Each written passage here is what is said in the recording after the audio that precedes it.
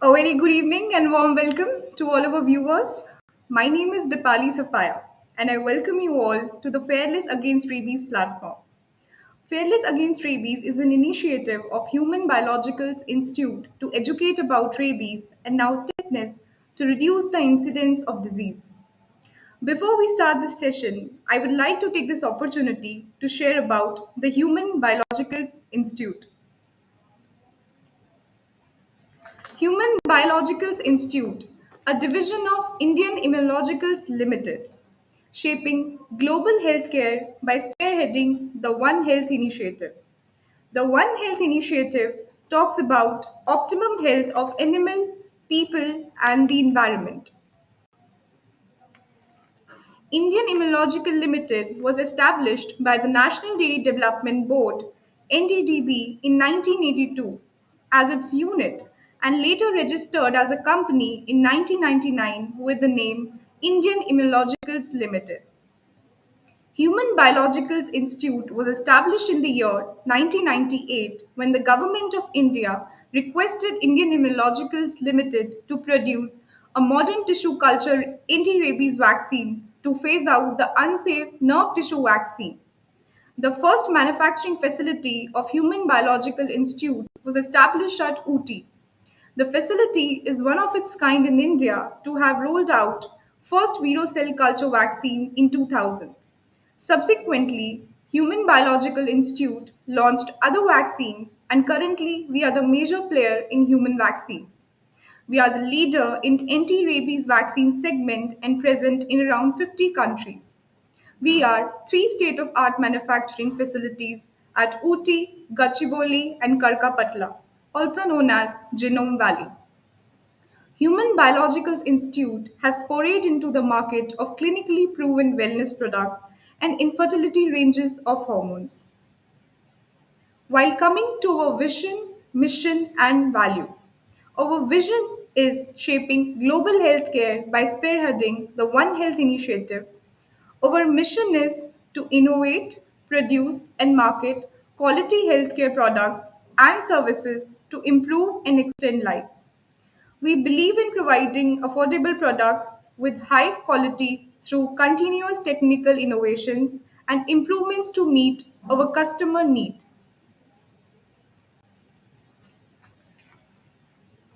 As we know, we are a kind of company who will definitely look after taking care of the environment as well. We proudly bring before you the Green Initiative. As we have launched our flagship brand, anti-rabies vaccine Abhairab, and with this, we have taken significant step to reduce the plastic burden by 160 ton per annum.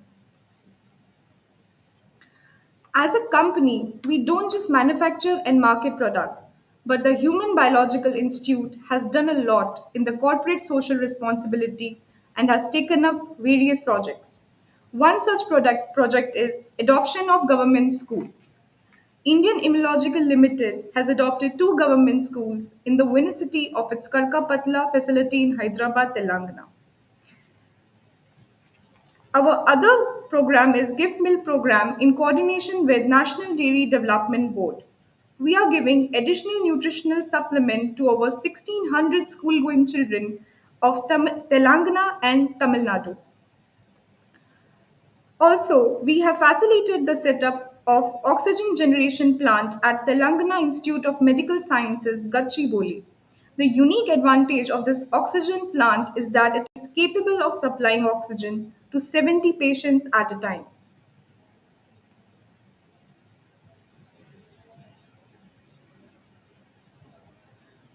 You can visit us on our website www.indimmune.com. You can contact us on our toll-free number 1800-313-999977. You can follow us on LinkedIn, YouTube, Facebook, Instagram, and Twitter.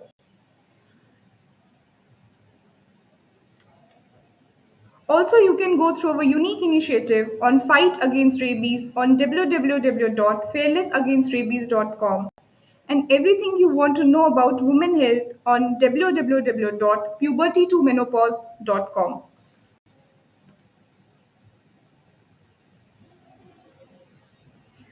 Well, once again, I welcome all our viewers who have joined us live today. In today's show, we are going to talk about a very important topic, that is facts about tetanus. Lockjaw is the colloquial name for tetanus because full blown tetanus affects the nerve and causes severe and painful muscle contraction, particularly in the jaw and neck. But the question arises, how severe? Well, so to understand that, for this, we have a very special guest with us today. Please welcome Dr. Manish Jain. Dr. Manish Jain is MD physician based at Sitapur. Currently, he is director at Manish Hospital Private Limited. Previously, Dr. Manish Jain were associated with Prasad Child Hospital in Agra for 2 years, PCM Hospital Khairabad for 2 years. He also have life membership at Indian Medical Association, Sitapur.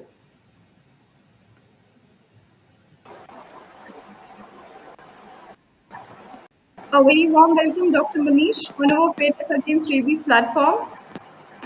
Thank you so much. Thank you so much, Vipali. It's a pleasure Well, to. yes, doctor, please go ahead. Yeah, it's a pleasure that you invited me to talk upon a very contemporary subject like tetanus. It's very common in my area because I'm basically practicing in rural area. So here, although it is a very less heard about in the cities, but in villages it is still prevalent. Well, doctor, will directly come to the topic itself. First, I want to Yeah. know from you is that what is this tetanus? What is tetanus? Actually, tetanus is a disease. It is manifested basically by spasm of the whole body musculature, and it affects the whole muscles, muscular system of the body, and it causes a spasm of the muscles of the body. So that's why, it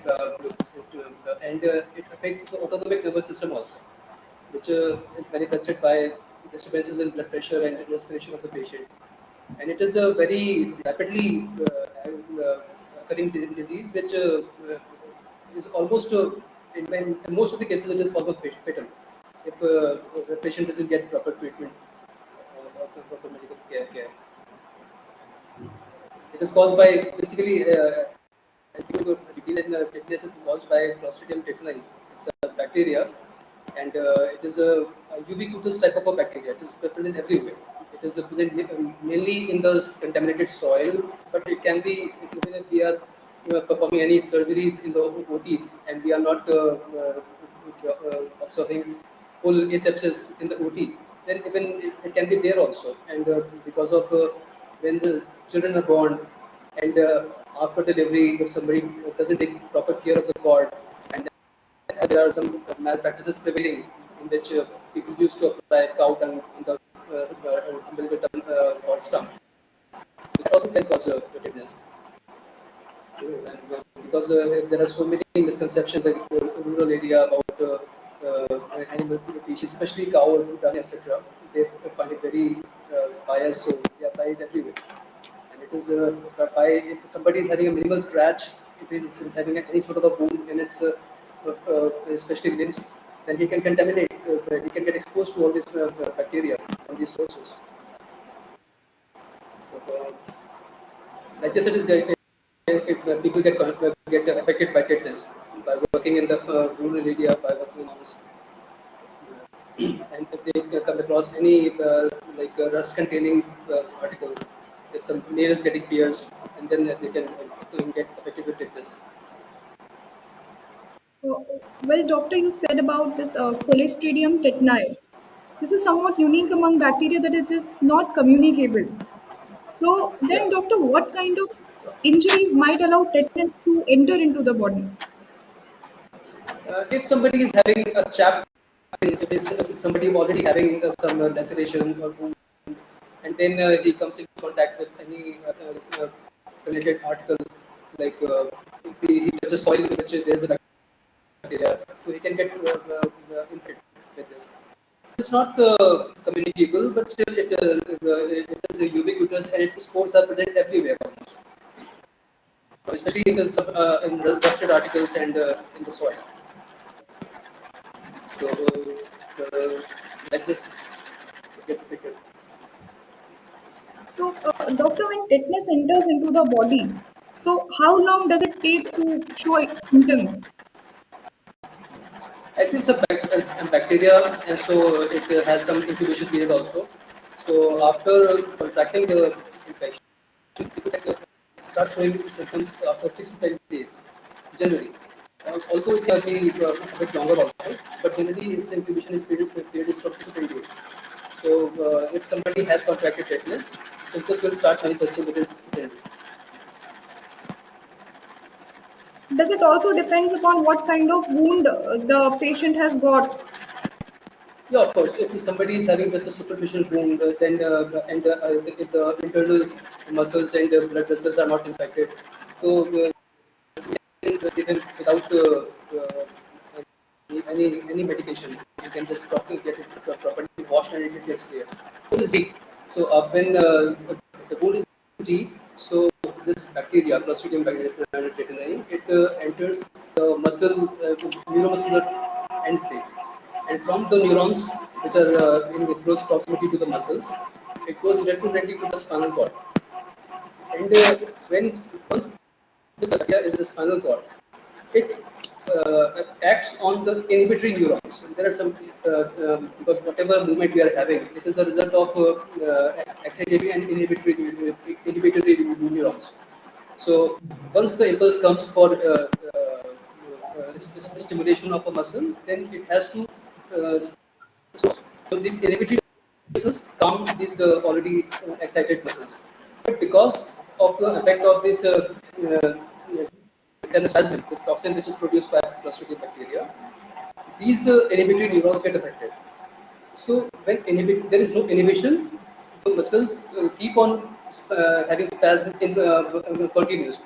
The muscles are in continuous spasm for a long time because there is nothing to stop them. The inhibitory neurons have been already neutralized by the toxins, the tetanus spasm. So this is basically causal what we see in the clinical practices like trismus, opisthomus, or the rhesus sardonicus. All these features come because there's got this constant spasm of muscles which are not getting relaxed because the relaxation process has been curbed by the toxins produced by the bacteria. Well, right, doctor. Then many of the cases we see the sudden adults which forget to take tetanus when they get injured. Many avoid and then some deliberately avoid and some forget that they have to take tetanus injection. And when the symptoms get severe and then they come to hospital and meet doctor, at that time, how do doctors diagnose that patient has got tetanus? Actually, tetanus is basically clinical diagnosis. You see a patient and you start treatment first, and then if it is needed, then they do therapy tests, etc. But it's a basically a clinical diagnosis. When the patient comes, we have to start the treatment right away. So first thing what we do is if the wound is more than 6 hours old and it's very deep also, then we give tetanus toxoid. Along with this, we give tetanus immunoglobulins also. Yeah, because the status of the patient is not known in many times because somebody who is working on a construction site and got injured. So we don't know the status of that person. So we have to start it from the scratch and we uh, along with all the supportive treatment, wound care and other things, we give tetanus toxoid in one dose and then we give the tetanus immunoglobulins also. Which are ready-made antibodies against tetanus toxoid. So, and then afterwards, this we at the 4 weeks interval, we give the same shot of tetanus oxide, and then after 1 year, and then after the consecutive dose. So, Basically, if the status of doctor, the as person is not known, we have to give yes, yes, immunoglobulins please go also. ahead, If the doctor. wound is weak, if Well, the wound is doctor, weak, you mentioned. Please, doctor, go ahead. Go ahead. no, no, I was Please go ahead, doctor. re-emphasizing that if the wound is deep and we don't know the status of the patient or the immunization status of the patient, then along with the tetanus toxoid, we have to give also. And sometimes we have to give anti-tetanus serum also. Unfortunately, that's not available these days. So whatever we have is anti-tetanus toxoid and immunoglobulin. So that we already give the patient. Doctor, as you mentioned about the tetanus toxoid, so how does the tetanus toxoid prevent tetanus? Actually, this is a disease. Tetanus is not caused by bacteria. Rather, it is caused by the toxins bacteria. So we have to neutralize these toxins. So these the toxins produced by Clostridium as it can be toxoided. The process of toxiding something means that we have to process it with formaldehyde, and then afterwards, this toxin it retains its acidity, but it's not virulent now. So it has uh, it attenuated. Means it is not capable of causing disease, but still it can stimulate the immune response in the body. So when this oxide comes, we inject, we give somebody this oxide, then his immune system gets is stimulated, and the body forms antibodies against these toxins. This way, so if a titer of 0.01 international unit per ml is there in the body, then we can say the person is immunized, and he is totally safe against this. Uh, Basically, so, doctor, as per World Health Organization, that it states that people of all ages can get tetanus. So, yeah, in that way, are there any vaccination schedule for kids and for those adults who have never been vaccinated? yeah. Unfortunately, in my practice also, a few days back, I came across a new name. He was just he was 4 days old, 4 days old, and he was having very low birth weight. But because we are seeing these cases, yes, but still, there is a case of neonatal tetanus, as his disease developed on the fourth day. He was totally normal till fourth day, but afterwards he started feeling poorly. He was not he was having abnormal movements of his limbs, and he was just like his face was in the state of trismus. He was the minimal any noise in the atmosphere, any sound in the atmosphere, light, everything was capable of stimulating normal responses. So it was a case of limited. So for that, for these small kids who have any schedules, we can prevent them by immunizing their mothers. Because when mother conceives, then in the latest protocol is to get her, give her a shot of tetanus, and then after repeat it after 4 weeks, as soon as possible. But what mostly people do is that on the fourth month and the fifth month, mother gets 2 shots of tetanus toxoid. This goes a long way to prevent tetanus. So that way we can save neonates by tetanus. And after that, there's a schedule along with DPT vaccination. We are giving the uh, 6 weeks and 10 weeks and 14 weeks like this. At 1 month interval, we are giving three shots in the basic immunization. And then afterwards, it gets repeated at 1.5 years of age. And then when he's 5 years, then he gets it. And then afterwards, he gets it at 10 years of age. That's the six dose schedule.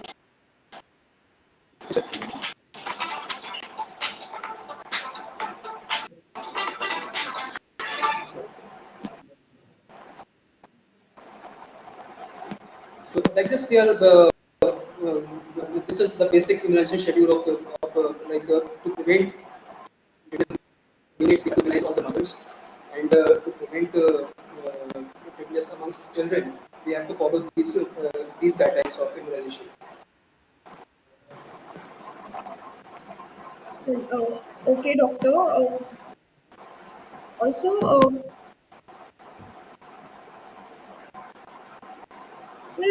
will we also, as you mentioned about the fitness for kids, and so, doctor, as this disease is very particular and particularly common in serious in newborn babies and their mothers. So, doctor, can you, what is your view on the maternal immunization? That why is vaccination important in pregnancy? Well, yeah, and it has a good impact also because nowadays we are having very less incidence of tetanus amongst neonates because almost are getting mentioned all the of the Asha. The government is Doctor, doing a very commendable job. It is, your voice is breaking in I mean, between. it is a popular because in these health system of India, there is very effective and they are very conscious for all these. And almost 90% and more the women are getting immunized in their during whenever they are coming for antenatal checkups. All the ladies are as a rule getting vaccinated for tetanus. People are themselves aware. They are themselves asked for to vaccinate.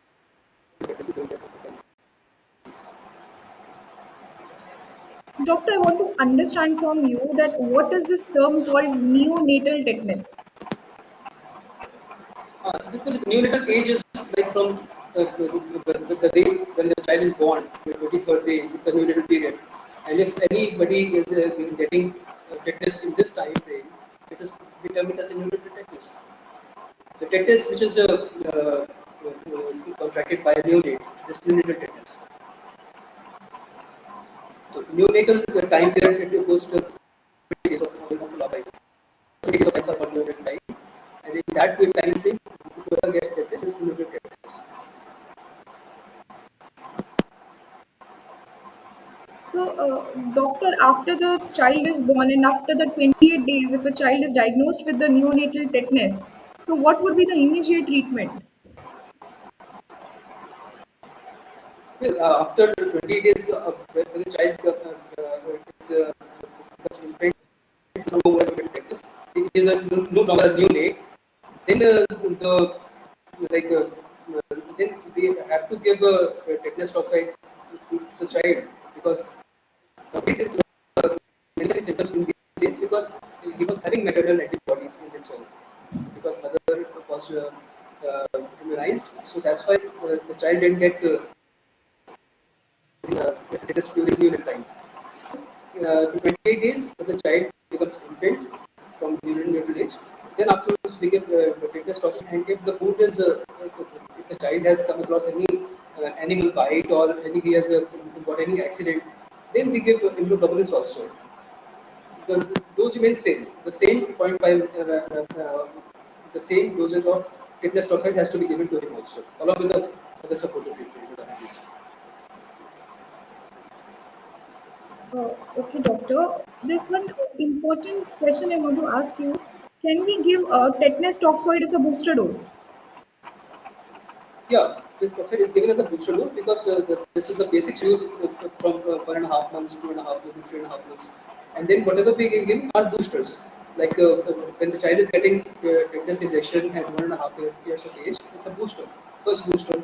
And then afterwards, in 5 years of age, he gets second booster. And then 10 years of age, gets third booster. All these are boosters.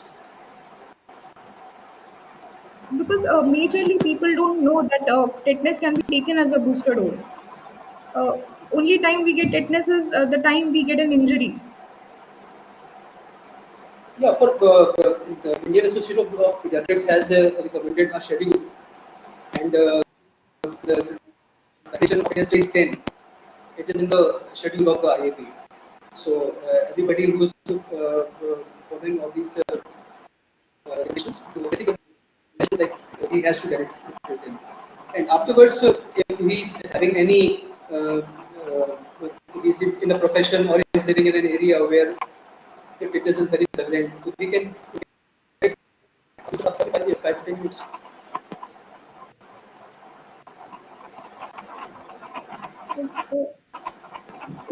Doctor, with that, as you mentioned about the immunization schedule for kids, then afterwards it happens when we get injured in case of child as well as for the adult. So that time also the frequency of tetanus toxoid doses increases. So if a child is say 7 years of age and he has all vaccines till 5 years of age, with basic vaccines plus that booster shot in the 5 years of age, then if the wound is deep, and it is then only we give just one shot of tetanus toxoid. That's all. So then we don't need any like tetanus immunoglobulins or tetanus serum. We don't want. We don't need. Then we give only just one shot of tetanus. All those superficial wounds, because children are always while playing, cycling, they fall generally. So for superficial wounds and cuts, we don't need to give any vaccine for tetanus protection. For these people whose vaccination schedule is uh, complete, and if we don't know, then we start from that day onwards. The whole vaccine. Okay. So with that, doctor, then how should we take care of the cuts, scrapes, and the puncture wound, especially the crush injuries? How do we take care of this wound care management? First of all, we have to clean it thoroughly with copious amount of soap and water. You have to clean it very well, and then after cleaning it, we go to the medical facility where they get tetanus toxoid along with the tetanus immunoglobulin. Doctor, can you please come in center? Viewers can't see you. Okay, sorry. Yeah, no problem. Go ahead, doctor. I just Yes, got please. carried away. Well, yes, go ahead, doctor. Means we have to, as a primary wound care management, we have to clean the wound very thoroughly with soap and water.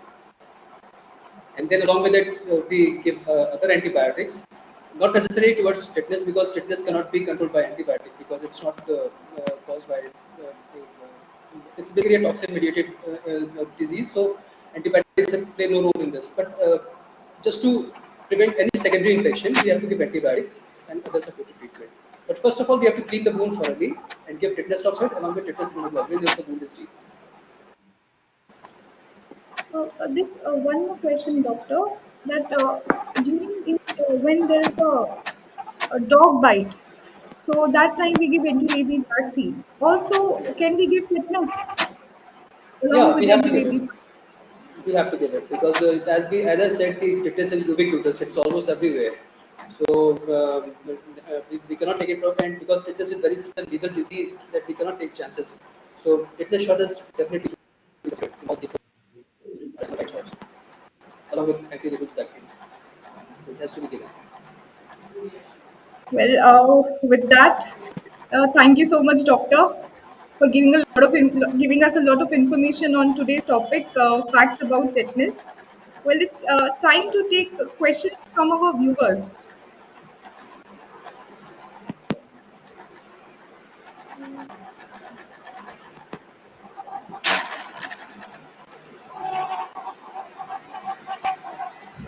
Mr. Shruti Vanti is asking, so in which cases tetanus immunoglobulin is needed? What are the deciding parameters? Because suppose if we come across a patient who we don't know about what is his immunization status, whether he has received the vaccines previously or not, and if the wound is deep, then definitely we have to give immunoglobulins for such patients. So only if we are sure of vaccination status of somebody, we can skip the immunoglobulins, and the wound is superficial, then we can skip the immunoglobulins. But we have to give it in almost all the cases to be 100% sure against tetanus. Well, there's another question from Miss Divija Reddy. She's asking, my son got injured by an iron nail. Within how many hours we need to take tetanus? Preferably within 6 hours. But it is just it's generally not possible to reach within 6 hours. So it is as early as possible. Okay. And there's another question by Mr. Rajesh. He's But asking again, how if tetanus again, if her son is having a complete vaccination status, then she need not panic, and then she can, depending upon how deep the wound is, decide whether it has to be given or not.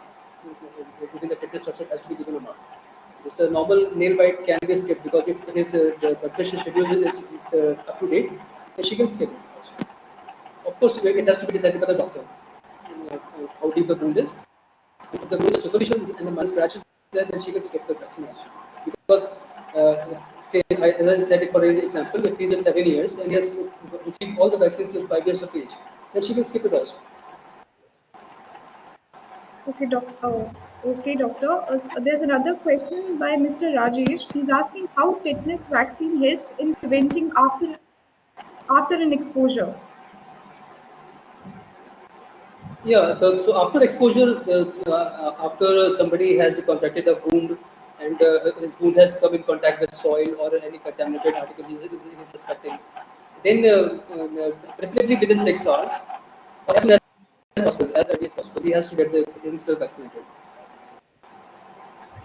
Uh, there's another question by Mr. Surendra Agarwal. He's asking after injury, how much time within a TT should be given? That is You already.